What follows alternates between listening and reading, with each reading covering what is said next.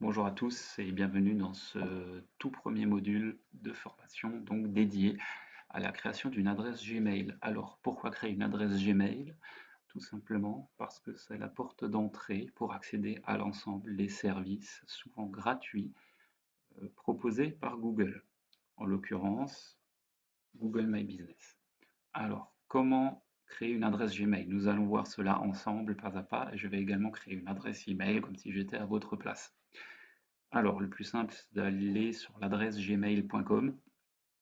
Si vous n'avez pas accès à cette page-là en tapant gmail.com, tapez simplement dans Google comment créer un compte Gmail et vous accéderez à ce moment-là directement au formulaire. Alors, première étape, créer un compte. Vous accédez donc au formulaire de création où il vous demande un nom d'utilisateur qui sera en fait votre adresse Gmail ainsi qu'un mot de passe. Alors, je vais créer une adresse, donc je vais appeler cela formation NetRanker.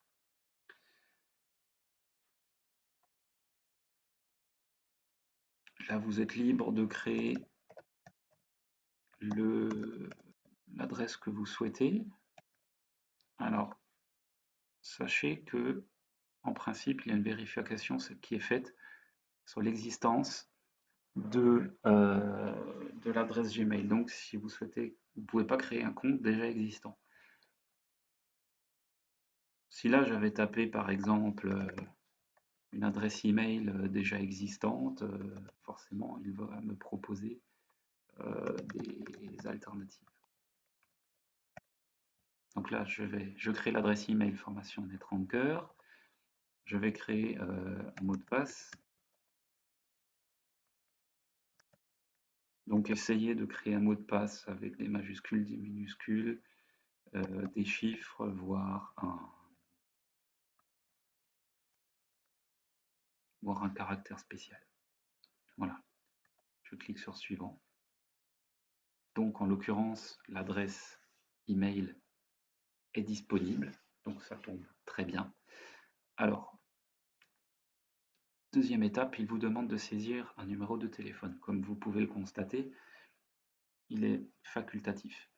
À quoi cela sert? C'est avant tout une mesure de sécurité. En effet, si vous perdez votre mot de passe, si vous l'oubliez, un des moyens de le retrouver ou de le réinitialiser, c'est que Google vous enverra un SMS dans lequel il y aura un code pour initialiser votre mot de passe. Absolument aucune obligation de le faire. Moi, en l'occurrence, je ne le fais pas, j'aime pas trop dévoiler mon numéro de téléphone, mais libre à vous de le faire. Adresse email de récupération. C'est exactement le même principe, c'est-à-dire que si vous disposez déjà d'une adresse email par ailleurs, que vous utilisez à titre privé par exemple, eh bien vous pouvez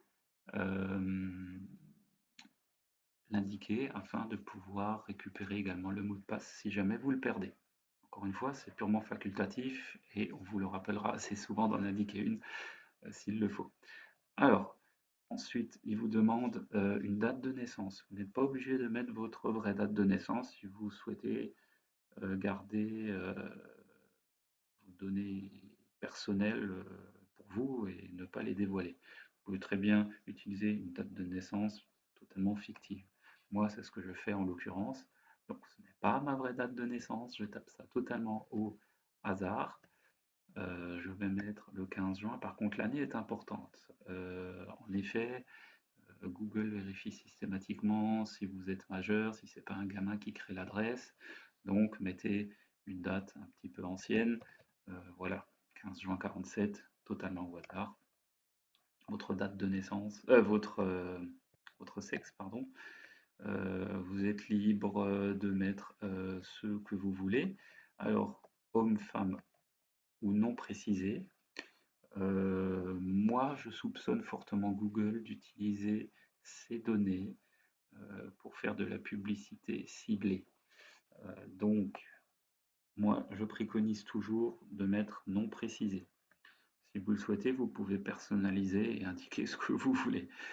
Par contre, je ne sais absolument pas si cela a un impact. Si vous mettez extraterrestre, je ne sais pas si cela va jouer pour les publicités qui vous seront proposées plus tard. Donc moi, je mets non précisé. Là, vous avez également un petit lien qui vous indique pourquoi dois-je fournir ces informations. Donc, le nom et le nom d'utilisateur, c'est compréhensible. Date de naissance, c'est ce que je viens de vous dire, parce que Google a des exigences d'âge spécifiques. Voilà, voilà, votre âge ne sera pas visible par les autres utilisateurs. Moi, je vous invite à lire l'ensemble des informations ici, si ça vous intéresse. Voilà, donc en gros, ça reprend toutes les données que je vous ai indiquées. Sachez que vous pouvez masquer ces informations même si vous les indiquez. Mais bon, à mon sens, elles sont toujours utilisées pour faire de la publicité par la suite. Mais bon, là, c'est pas le sujet. Donc là, je reste volontairement très vague dans tout le reste. J'indique le minimum nécessaire. Je clique sur suivant. Donc il y a un ensemble de conditions générales d'utilisation à valider. Donc il faut scroller vers le bas. Il faut tout accepter. Libre à vous de les lire ou pas. De toute manière, vous n'avez pas le choix. Simple confirmation. Donc voilà, vous avez une petite pop-up voilà, qui est en fait un rappel. Où là, vous avez encore la possibilité de configurer un certain nombre de choses concernant ce que Google enregistre sur vous. Donc, enregistrer mon activité sur le web. Non, je vous invite à cocher non si vous souhaitez que Google ne garde pas un certain nombre de données. Personnaliser les annonces, vous en aurez de toute manière, mais mettez des noms personnalisés, à moins que ça vous intéresse. Enregistrer mon historique YouTube dans Google, c'est si vous le souhaitez. Bon, moi je mets tout en non parce que dans le cadre de la formation, j'en ai pas besoin. Donc, voilà. Donc moi je mets tout sur non et je clique sur suivant. Créer un compte. Donc voilà, ça mouline un petit peu, ça dure quelques secondes. Le temps de la création.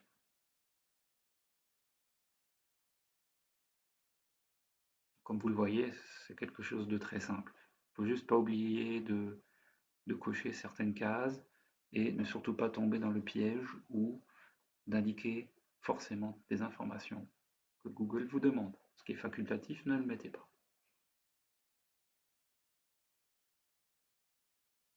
Voilà, alors la page est en train de charger.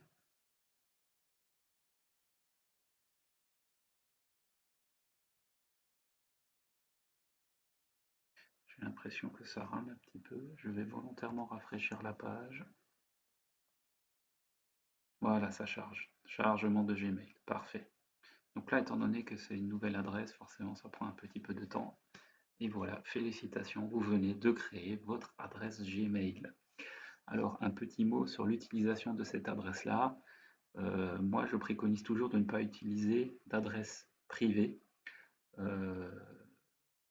Enfin, de ne pas en faire une utilisation privée, c'est-à-dire que vous allez créer une adresse pour vos emails que vous envoyez à vos amis ou à vos collègues, ok. Mais pour ce qui est de l'utilisation des services de Google, créez une adresse bien spécifique. En fait, ça vous facilitera déjà la gestion, ça évitera que tous vos emails se mélangent. Et puis, si vous avez une adresse de gestion totalement séparée, si un jour vous souhaitez déléguer cette gestion à quelqu'un d'autre, ben, pas de problème, parce que cette adresse sera entièrement dédiée aux outils de Google et ne seront pas pollués par des messages personnels. Bien, revenons à l'écran. Donc, mot de bienvenue, merci Google, c'est gentil, sélectionnez un affichage, donc voilà, par défaut, normal, compact, bon, je choisis compact, ok, soit. Et puis voilà. Alors, voilà, l'interface, à quoi elle ressemble. Voilà, ben, l'adresse email est créée.